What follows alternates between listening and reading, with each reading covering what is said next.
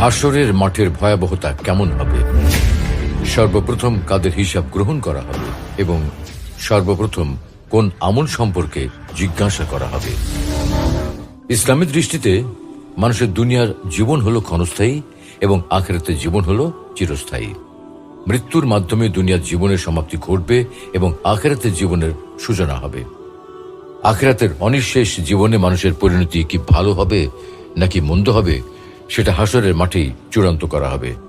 যেমন আল্লাহ তাআলা বলেন, কুল্লু নাফসিন যায়িকাতুল মাউত ওয়া ইন্নামা তুওয়াফাউনা উজুরাকুম ইয়াওমাল কিয়ামাহ ফামান যুহজিহা আনিন নারি ওয়া উদখিলাল জান্নাতা ফাকাদ ফাজ وما الحياة الدنيا إلا متاع الغرور। প্রতিটি প্রাণী মৃত্যুর স্বাদ গ্রহণ করবে, আর অবশ্যই কিয়ামতের দিন তোমাদেরকে পরিপূর্ণভাবে প্রতিদান দেওয়া হবে। সুতরাং যাকে জাহান্নাম থেকে দূরে রাখা হবে এবং জান্নাতে প্রবেশ করানো হবে, সেই হলো প্রকৃত সফল। দুনিয়ার জীবন তো কেবলই ধোঁকার সামগ্রী। উপরোক্ত আয়াত থেকে বোঝা যায় যে মানব জীবনের এক অনিবার্য অংশ হল হাসরের মাঠে চূড়ান্ত হিসাব নিকাশের জন্য উপস্থিত হওয়া। কেননা এই দিনের প্রাপ্ত ফলাফলের ভিত্তিতেই মানুষের আখিরাতের জীবন কেমন হবে তা নির্ধারণ করা হবে। সুপ্রিয় দর্শক শ্রোতা, চলুন তাহলে আজকে আমরা হাসরের মাঠের অবস্থা এবং হাসরের মাঠে মানুষের বিভিন্ন পরিণতি সম্পর্কে আলোচনা করব ইনশাআল্লাহ। হাসরের পরিচয়। হাসর শব্দটির আরবি, এর অর্থ হল বিভিন্ন বিক্ষিপ্ত বস্তুকে পরিপূর্ণভাবে এক জায়গায় একত্রিত করা বা জড়ো করা, অর্থাৎ বিভিন্ন স্থানে নানা জায়গায় বিক্ষিপ্তভাবে ছড়িয়ে ছিটিয়ে থাকা বস্তুকে একটি নির্দিষ্ট স্থানে এমনভাবে একত্রিত করা যেন কোনো কিছু বাদ না পড়ে। যেহেতু আল্লাহ তাআলা হাসরের দিন সারা পৃথিবী জুড়ে ছড়িয়ে ছিটিয়ে থাকা সকল সৃষ্ট জীবকে পুনরায় জীবিত করবেন এবং একটি নির্দিষ্ট জায়গায় বা মাঠে এমনভাবে একত্রিত করবেন যে মানুষ ও জিন সহ কোনো প্রাণী সেখান থেকে বাদ পড়বে না, তাই এটাকে হাসর বলা হয়। এই হিসেবে যে মাঠে সকল প্রাণীর সমাবেশ ঘটবে তাকে বলা হয় মাহশার বা সমাবেশের স্থল, আর যেদিনে উক্ত সমাবেশ ঘটবে তাকে বলা হয় ইয়াউমুল মাহশার বা সমাবেশের দিবস। পরকালের এই দিনে বিচারের জন্য উত্থিত হয়ে সকল প্রাণী এই মাঠেই দণ্ডবান থাকবে। তবে আল কোরআনে হাসর ব্যতীত এই দিনের আরো কিছু নাম রয়েছে, যেমন ইয়াউমুল হিসাব বা হিসাবের দিন, ইয়ামুল জাবা বা প্রতিদান দিবস, ইয়ামুল মিয়াদ বা প্রতিশ্রুত দিবস, ইয়ামুল জামি বা একত্রিত করার দিবস, ইয়ামুল মাহশার বা সমাবেশ দিবস। হাসরের অনিবার্যতা।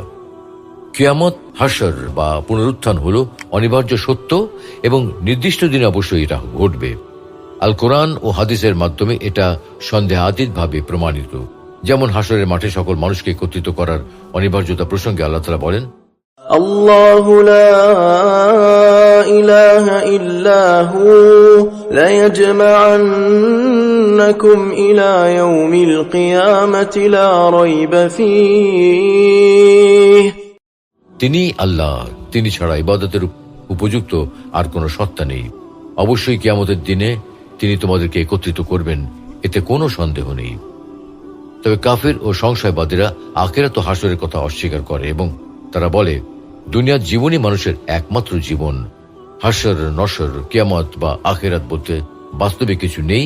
এগুলো শুধু মানুষকে ভয় দেখানো এবং নিয়ন্ত্রণ করার জন্য বলা হয়। আল্লাহ তাআলার অসংখ্য নিদর্শন দেখার পরেও যারা এমন উদ্ভট কথাবার্তা বলে, তারা নিজেরা পথভ্রষ্ট হয় এবং অন্যদেরকেও বিভ্রান্ত করে। তাদের সম্পর্কে আল্লাহ তাআলা বলেন, আলা ইয়াযুন্নু উলাইকা আন্নাহুম মাবউসুন লিয়াউমিন আযীম ইয়াওমা ইয়াকুমুন নাসু লিরাব্বিল আলামিন।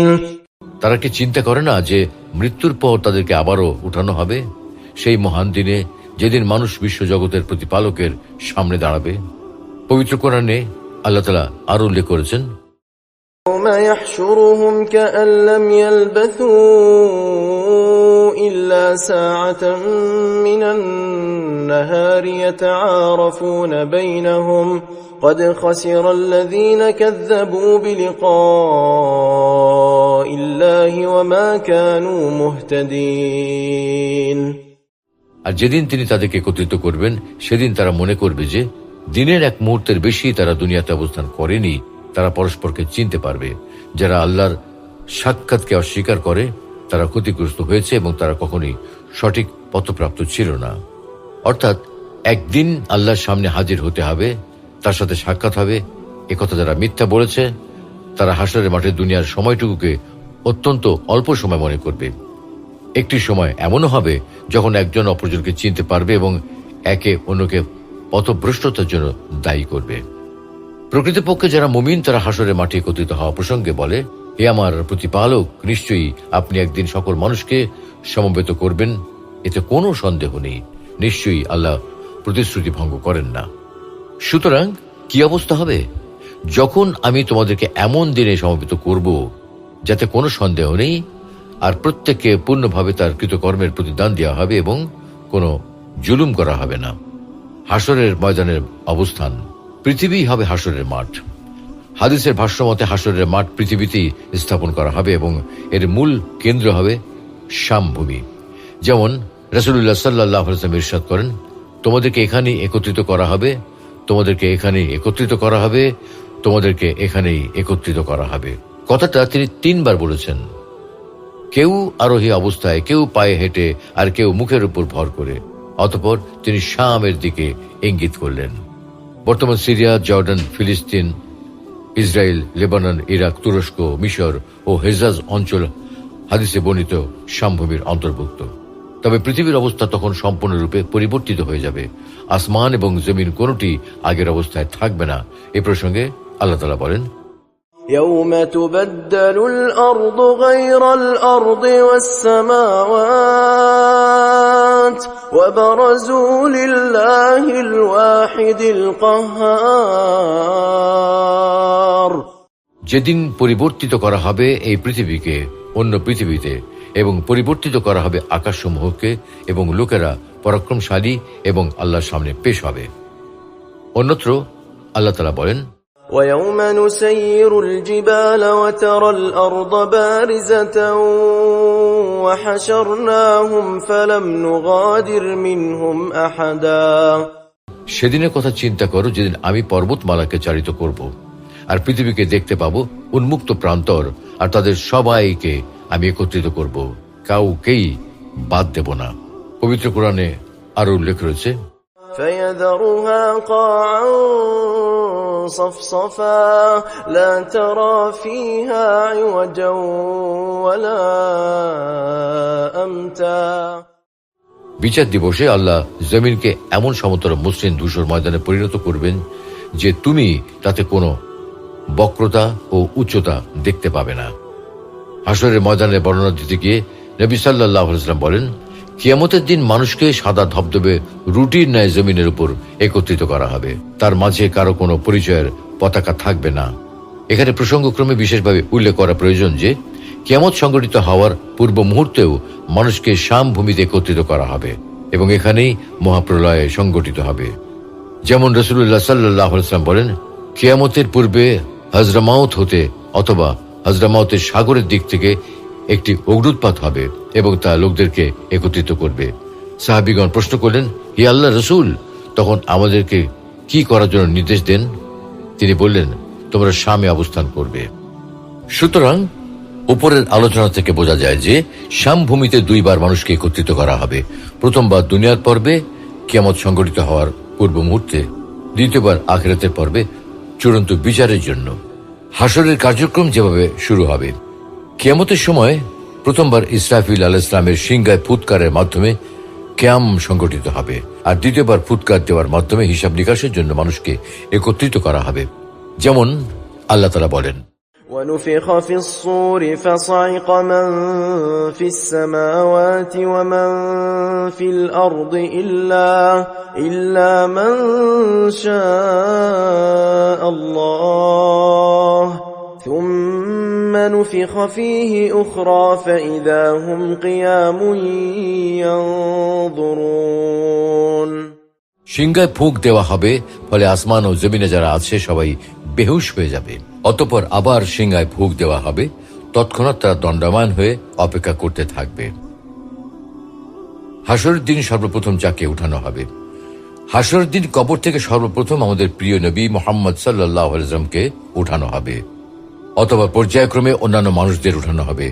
এই প্রসঙ্গে আবু হুরায়রা রাদিয়াল্লাহু তাআলা আনহু থেকে বর্ণিত, নবী সাল্লাল্লাহু আলাইহি ওয়াসাল্লাম বলেন, শেষবার সিংহায় ফুঁক দেওয়ার পর যে সবার আগে মাথা উঠাবে সে হব আমি। অন্য একটি হাদিসে রাসূলুল্লাহ সাল্লাল্লাহু আলাইহি ওয়াসাল্লাম বলেন, কিয়ামতের দিন আমি হব আদম সন্তানের সর্দার এবং আমি প্রথম কবর থেকে উঠব। আল্লাহর নিকট আমি প্রথম সুপারিশ করব এবং আমার সুপারিশই প্রথম কবুল হবে। হাসরের মাঠে কাদেরকে উপস্থিত করা হবে? হাসরের মাঠে মানব জাতি, জিন জাতি এবং শয়তান সহ সকল প্রাণীকেই উপস্থিত করা হবে। যেমন আল্লাহ তাআলা বলেন, আমি তাদের সকলকে একত্রিত করব। অন্যত্র তিনি বলেন, আমি তাদেরকে একত্রিত করব এবং কাউকে ছাড় দেব না। জিন জাতিকে উপস্থিত করা সম্পর্কে আল্লাহ তাআলা বলেন, ويوم يحشرهم جميعا يا معشر الجن قد استكثرتم من الإنس যেদিন তাদের সবাইকে একত্রিত করা হবে সেদিন আল্লাহ বলবেন, হে জিন সমাজ, তোমরা মানব সমাজের উপর খুব বাড়াবাড়ি করেছ। শয়তানকে উপস্থিত করা সম্পর্কে আল্লাহ তাআলা বলেন, فوربك لنحشرنهم والشياطين ثم لنحضرنهم حول جهنم جثيا অতএব তোমার রবের কসম, আমি অবশ্যই তাদেরকে ও শয়তানদেরকে সমবেত করব, অতঃপর জাহান্নামের চারপাশে নতজানু অবস্থায় হাজির করব। পশু পাখি ও চতুষ্পদ জন্তুকে উপস্থিত করা সম্পর্কে আল্লাহ তাআলা বলেন, وما من دابة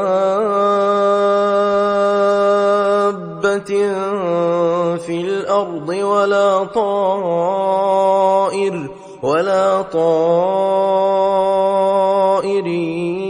يطير بجناحيه إلا أمم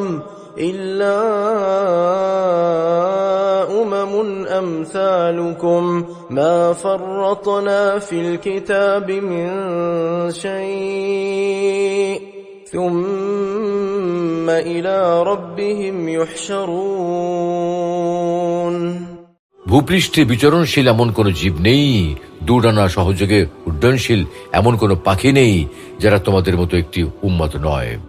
কিতাবে আমি কোনো কিছু বাদ দেইনি, অতঃপর তাদের প্রতিপালকের কাছে তাদেরকে একত্রিত করা হবে। অন্যান্য প্রাণীদেরও মানুষের মতো হিসাব ও বদলা নেওয়ার জন্য উপস্থিত করা হবে। রাসূলুল্লাহ সাল্লাল্লাহু আলাইহি ওয়াসাল্লাম বলেন, কিয়ামতের দিন সব সৃষ্টি জীবকে জমা করা হবে, এমনকি চতুষ্পদ জীবজন্তু, হিংস্র প্রাণী, পাখি, সবকিছুকেই।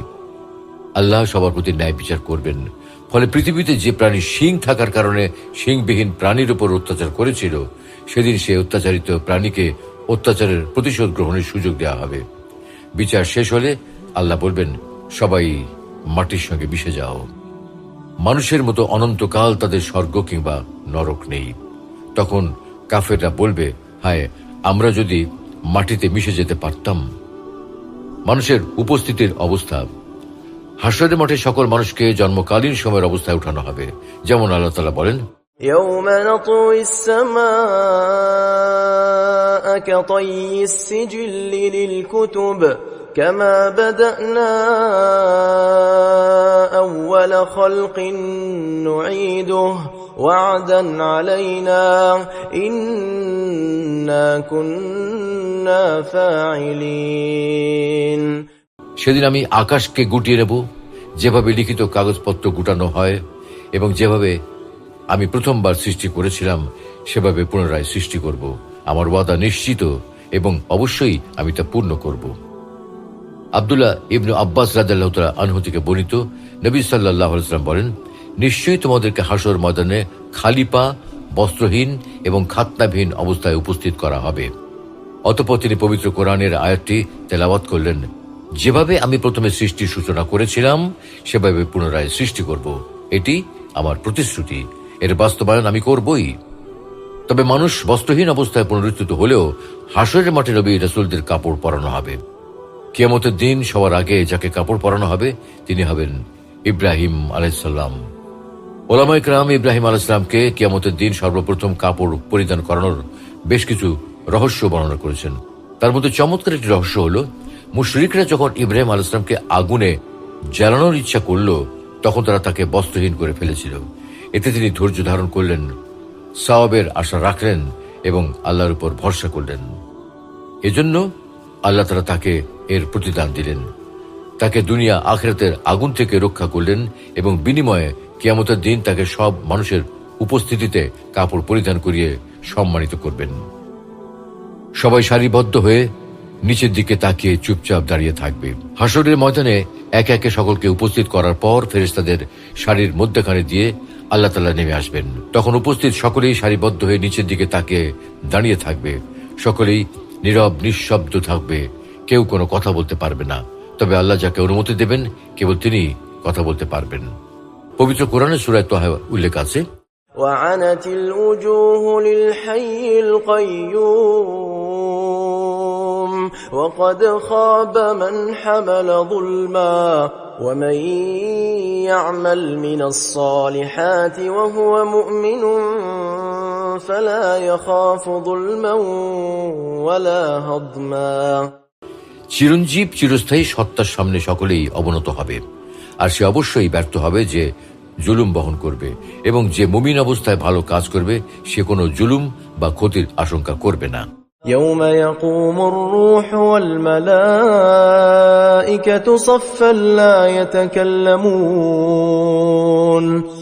يتكلمون إلا من أذن له الرحمن وقال صوابا। সেদিন রূহ ও ফেরেশতারা সারিবদ্ধভাবে দাঁড়িয়ে থাকবে, কেউ কোনো কথা বলতে পারবে না, তবে আল্লাহ যাকে অনুমতি দেবেন সে যা বলবে সব সত্য বলবে। অন্য আয়াতে বর্ণিত হয়েছে, كلا إذا دكت الأرض دكا دكا وجاء ربك والملك صفا صفا।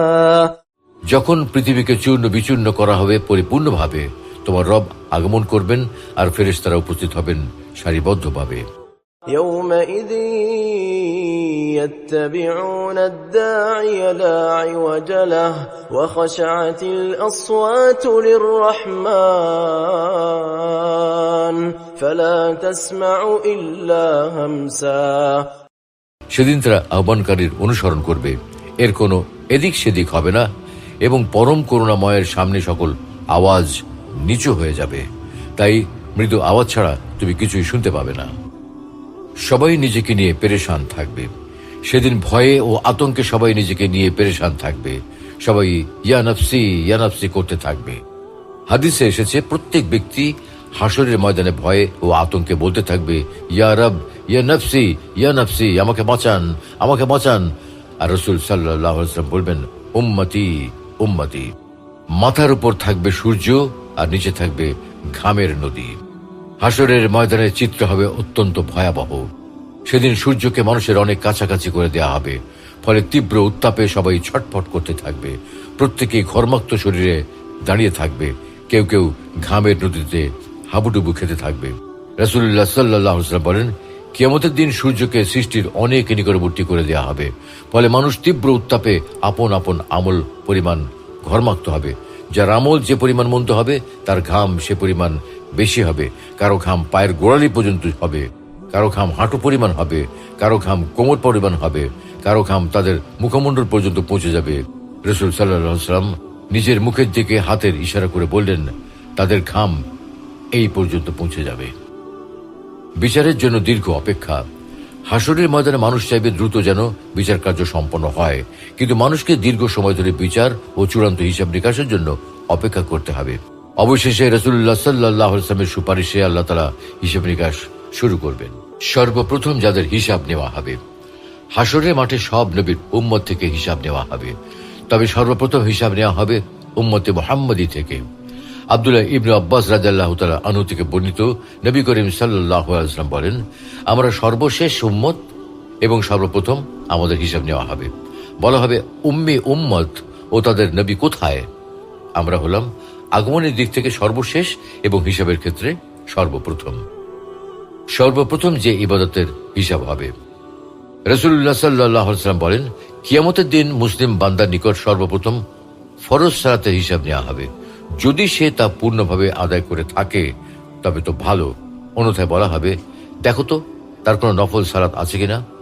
যদি তার নফল সালাত থেকে থাকে তবে তা দিয়ে তার ফরজ সালাত পূর্ণ করা হবে।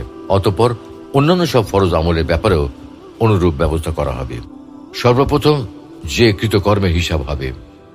রক্তপাত ঘটানো, কাউকে হত্যা করা জঘন্য একটি অপরাধ। আল্লাহর কাছে সবচেয়ে ঘৃণিত কাজ হলো মানুষ হত্যা করা। এজন্য মানুষের কৃতকর্মের মধ্যে সবার আগে রক্তপাতের হিসাব হবে। নবী করিম সাল্লাল্লাহু আলাইহি ওয়াসাল্লাম বলেন, কিয়ামতের দিন সর্বপ্রথম মানুষের মাঝে ফয়সালা হবে রক্তপাতের ক্ষেত্রে। রক্তপাতের বিষয়টি জটিল হওয়ার কারণে এর বিচার আগে হবে। কুফর শিরকের পর এটি সবচেয়ে বড় পাপ। ইমাম নববী রহমতুল্লাহ আলাইহি বলেন, এই হাদিসটি সর্বপ্রথম নামাজের হিসাব হবে। এর সঙ্গে সাংঘর্ষিক নয়, কারণ নামাজ হলো আল্লাহর হক আর রক্তপাত ঘটানোর বিষয়টি বান্দার হক, এবং এটি বান্দাদের পারস্পরিক বিষয়। অতএব আল্লাহর হকগুলোর মধ্যে নামাজের হিসাব আগে হবে আর বান্দার হকগুলোর মধ্যে রক্তপাতের বিচার হবে আগে। এখন প্রশ্ন হলো, এই দুটির মধ্যে কোনটির বিচার আগে হবে? এ ব্যাপারে মুহাদ্দিসগণ বলেন, নামাজের হিসাব আগে হবে, কারণ হাদিসের বাহ্যিক শব্দাবলী দ্বারা বোঝা যায় বান্দার হকের আগে আল্লাহর হকের বিচার হবে। হাসরের মাঠে মানুষের শ্রেণীবিন্যাস। কোরআন ও হাদিসের আলোকে বোঝা যায় যে হাসরের মাঠে সকল মানুষকে কয়েকটি শ্রেণীতে বিভক্ত করে হিসাব নেওয়া হবে। যেমন আবু দারদা রাদিয়াল্লাহু তাআলা আনহু থেকে বর্ণিত, আমি রাসূলুল্লাহ সাল্লাল্লাহু আলাইহি ওয়াসাল্লামকে বলতে শুনেছি, আল্লাহ তাআলা বলেন, ثم أورثنا الكتاب الذين اصطفينا من عبادنا فمنهم ظالم لنفسه ومنهم مقتصد ومنهم سابق بالخيرات بإذن الله ذلك هو الفضل الكبير। অতঃপর আমি কিতাবের অধিকারী করেছি তাদেরকে, যাদেরকে আমি আমার বান্দাদের মধ্য থেকে মনোনীত করেছি। তাদের কেউ কেউ নিজের প্রতি অত্যাচারী, কেউ মধ্যপন্থা অবলম্বনকারী, এবং তাদের মধ্যে কেউ কেউ আল্লাহর নির্দেশক্রমে কল্যাণের পথে এগিয়ে গেছে। এটাই মহা অনুগ্রহ। সুতরাং যারা কল্যাণের পথে এগিয়ে গিয়েছে, আল্লাহ তাআলা তাদেরকে বিনা হিসাবে জান্নাত দান করবেন। যারা মধ্যপন্থা অবলম্বন করে তাদের হিসাব অত্যন্ত সহজ হবে, আর যারা নিজেদের প্রতি অত্যাচার করে হাসরের দিন তাদের হিসাব অত্যন্ত দীর্ঘ হবে। এই আয়াতের ভিত্তিতে বলা যায় যে হাসরের মাঠে উপস্থিত মানুষকে তিনটি শ্রেণীতে বিভক্ত করে হিসাব নিকাশ নেওয়া হবে। প্রথম শ্রেণী, যাদের কোনো হিসাব নেওয়া হবে না, যারা ছোট বড় সকল প্রকার শিরক থেকে মুক্ত ছিলেন, হারাম বিষয়ে বর্জন করেছেন এবং আল্লাহর আনুগত্য প্রকাশের সর্বোচ্চ রূপে চেষ্টা করেছেন। এই শ্রেণীর মানুষ হাসরের মাঠে আরামদায়ক ছায়া ঘেরা স্থানে অবস্থান করবে। ফলে তারা এই দিনের ক্লান্তি ও ভয়াবহতা থেকে আল্লাহর রহমতের সহজেই মুক্তি পাবেন। যেমন আল্লাহ তাআলা বলেন, আসহাবুল জান্নাতি ইয়াওমাইযিন খায়রুম মুস্তাকাররান ওয়া আহসানু মাকিলা। সেদিন জান্নাতবাসীরা উত্তম অবস্থান স্থল এবং উৎকৃষ্ট বিশ্রাম স্থলে থাকবে। এই আয়াতের তাফসিরে মুফাসসিরগণ বলেন, মুস্তাকার শব্দের অর্থ হল স্বতন্ত্র অবস্থান স্থল, আর মাকিল শব্দটি কাইলুল্লাহ থেকে উদ্ভূত। এর অর্থ হল দুপুরে বিশ্রাম করার স্থান, অর্থাৎ হাসরের ময়দানে জান্নাতের হকদার লোকদের সাথে অপরাধীদের থেকে বিনতর ব্যবহার করা হবে, তাদের সম্মানের সাথে বসানো হবে। হাসরের দিনের কঠিন দুপুর কাটাবার জন্য তাদেরকে আরাম করার জায়গা দেওয়া হবে। সেদিনের সব রকমের কষ্ট ও কঠোরতা হবে অপরাধীদের জন্য, সৎ কর্মশীলদের জন্য নয়। কেউ কেউ বলেন, মুমিনদের জন্য কিয়ামতের সেই ভীষণ দিন এত সংক্ষিপ্ত এবং তাদের হিসাব এত সহজ হবে যে অল্প সময়ের মধ্যে তারা হিসাব থেকে অবসর পেয়ে যাবেন। যেমন হাদিসে এসেছে যে মুমিনদের জন্য এই দিন এত সংক্ষিপ্ত হবে যেমন পৃথিবীতে জোহর থেকে আসর পর্যন্ত সময়। দ্বিতীয় শ্রেণী হল যাদের হিসাব অত্যন্ত সহজ হবে। এই শ্রেণীর মানুষ হলেন সেই সব মুমিন যারা ছোট বড় সকল প্রকার শিরক থেকে মুক্ত ছিলেন এবং হারাম বিষয় বর্জন করেছেন। তবে কখনো কখনো শয়তানের ধোকায় পড়ে অপছন্দনীয় কাজ করে ফেলেছেন। এদের সম্পর্কে আল্লাহ তাআলা বলেন, فأما من أوتي كتابه بيمينه فسوف يحاسب حسابا يسيرا। যাকে তার ডান হাতে আমলনামা দেয়া হবে তার কাছ থেকে অত্যন্ত সহজ হিসাব নেওয়া হবে। প্রকৃতপক্ষে হাসরের মাঠে কোনো হিসাব নেওয়া হবে না এবং যাদেরকে কেবল আল্লাহর নিয়ামত সমূহের কথা স্মরণ করিয়ে দেওয়া হবে, ডান হাতে আমলনামা দেওয়া হবে, যাদের হিসাব হবে অত্যন্ত সহজ। এই শ্রেণীর মানুষেরা যখন জান্নাতে প্রবেশ করবেন তখন তারা বলবেন, وقالوا الحمد لله الذي أذهب عنا الحزن إن ربنا لغفور شكور। তারা বলবে, সমস্ত প্রশংসা আল্লাহর, যিনি আমাদের দুঃখ দূর করেছেন। নিশ্চয়ই আমাদের পালনকর্তা ক্ষমাশীল, গুণগ্রাহী। তৃতীয় শ্রেণী, যারা নিজেদের উপর জুলুম করে, যাদের হিসাব অত্যন্ত দীর্ঘ হবে। যারা শিরক করে, আল্লাহ নিদর্শন সমূহ দেখার পরেও তা অস্বীকার করে, তারা মূলত নিজেরাই নিজেদের উপর জুলুম করেছে। ফলে হাসরের মাঠে তাদের হিসাব অত্যন্ত দীর্ঘ হবে। এদের প্রসঙ্গে আল্লাহ তাআলা বলেন, ونفخ في الصور فإذا هم من الأجداث إلى ربهم ينسلون قالوا يا ويلنا من بعثنا من مرقدنا هذا ما وعد الرحمن وصدق المرسلون إن كانت إلا صيحة واحدة فإذا هم جميع لدينا محضرون فاليوم لا تظلم نفس شيئا ولا تجزون إلا ما كنتم تعملون। সিংহায় ফুঁক দেওয়া হবে, তৎক্ষণাৎ তারা কবর থেকে তাদের রবের দিকে ছুটে আসবে।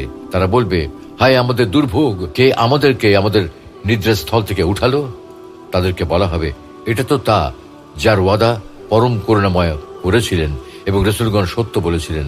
তা ছিল শুধুই একটি বিকট আওয়াজ।